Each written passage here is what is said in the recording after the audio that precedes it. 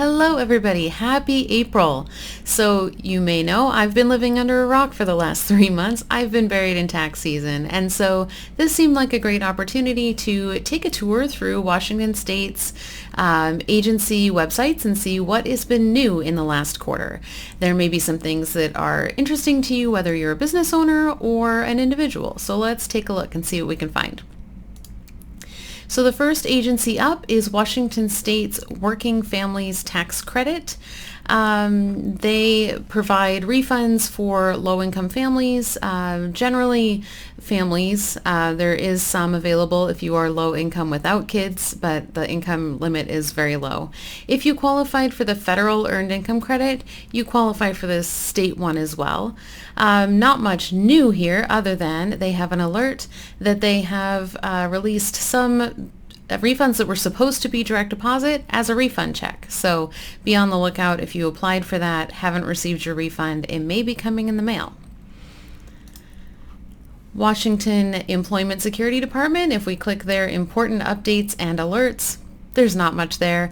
They do want to warn you, though, that there are fake websites targeting Secure Access Washington users. So if you have applied for unemployment, if you have a DOR account, any of these state agency websites that use Secure Access Washington, just be really careful that you are going to the actual login site and not to a spoofed site.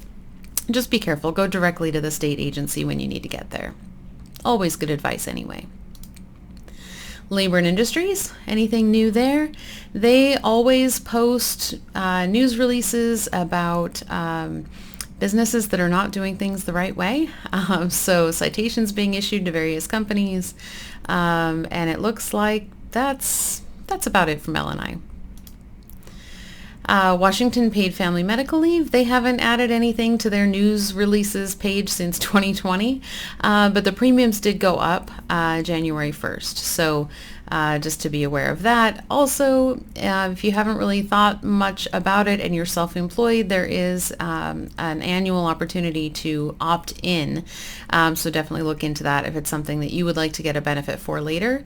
Paid Family and Medical Leave provides you kind of like unemployment benefits if you need to take medical leave or if you are taking leave to care for someone for medical reasons. What's next? Washington Cares, deeply unpopular program, but they have added the opportunity to take these benefits with you. So if you're paying into the Washington Cares program, which all employees in Washington State, virtually all, are paying into, now if you move out of state, you can still in theory access these benefits. I'm sure it's all being worked out how that works, but just know that they have made that enhancement.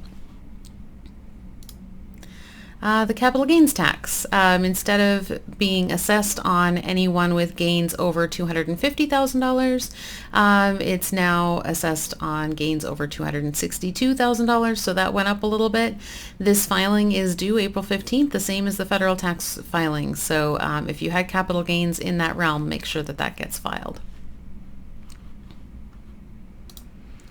Also in the vein of capital gains, the capital gains tax generated almost $900 million for education and school construction. So at least you know where the money's been going. Unclaimed Property Day is back. Unclaimed property is if you, as a business owner, for instance, if you have funds that you have been unable to return to someone, maybe a employee that left and never cashed a particular paycheck and you've tried to mail it to them and they've moved and you've never been able to deliver that check to them, then the money goes to the state. You can go to the state's unclaimed property website and put in your name and see if there are funds out there available for you. I know that there is one out there in my name that is from a utility from forever ago. I don't know, several addresses ago. I don't have any proof that that is actually ours, so we've never been able to claim it. But it's certainly worth searching, especially if you have never searched that before. Go search and see if there's some old utility money or old investment income. Sometimes you move and maybe some stock, you've inherited some stock and it's been trying to pay you dividends and it can't find you. Maybe that would be out there. So definitely worth checking that out. The state also put out a press release about a business owner receiving jail time for stealing state sales tax. And it looks like this is dated back in July, but it popped up in this quarter's updates.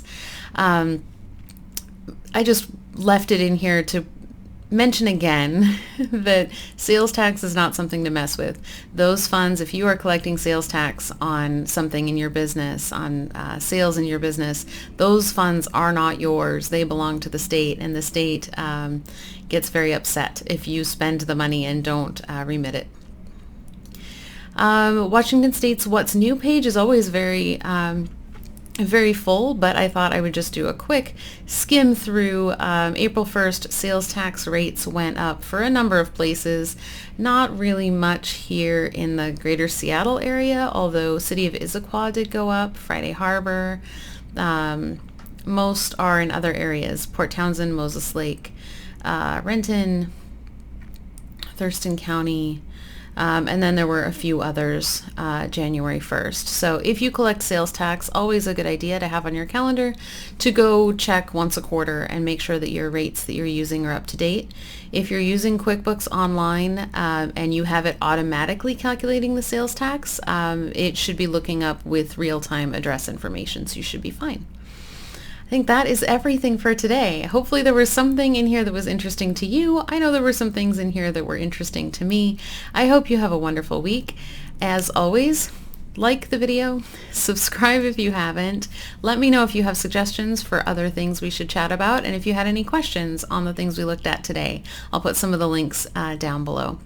Have a wonderful week. I'll see you next week. Bye.